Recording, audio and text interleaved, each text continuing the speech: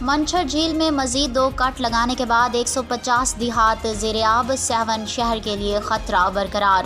منچھر جھیل میں پانی کا دباؤ کم کرنے کے لیے مزید 2 مقامات پر کٹ لگا دیے گئے، جس سے سیون ایئرپورٹ زیرآب آ گیا۔ پانی کی سطح میں اب بھی کمی نہیں آ سکی ہے، جس کے باعث سیون شہر اور سعید آباد کے لیے خطرہ برقرار ہے۔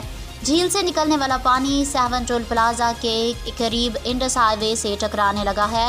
سیون ایئرپورٹ بھی ڈوب گیا اور وزیر اعلیٰ سندھ کا آبائی گاؤں باجارہ بھی زیرآب آ گیا۔ ضلعی انتظامیہ کے مطابق منچھر جھیل بند RD 54 اور 52 سے پانی کا اخراج جاری ہے۔ پانی 5 یونین کونسلوں کی حدود میں داخل ہو گیا ہے۔ یونین کونسل بوبک اور جعفر آباد مکمل زیرآب ہیں۔ متاثرہ دیہات کی تعداد 150 تک پہنچ گئی ہے۔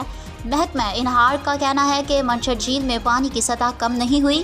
لاڑکانہ سیون بند پر پانی کی کمی کے بعد کٹ لگا کر منچھر جھیل کے پانی کو راستہ دیا جائے گا۔ ادھر منچھر جھیل 0 پوائنٹ پر 50 فٹ چوڑا شگاف پڑ گیا ہے۔ شگاف پڑنے سے پانی یونین کونسل باہر کی جانب بڑھنے لگا ہے۔ بند پر موجود 2 پولیس اہلکار بہہ گئے۔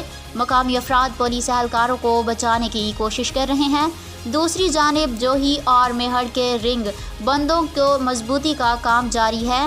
دادو کے سیم نالے میں کالی موری کے مقام پر کمزور بند میں دراڑیں پڑنے لگیں۔ بند کو مضبوط کرنے کا حکم جاری۔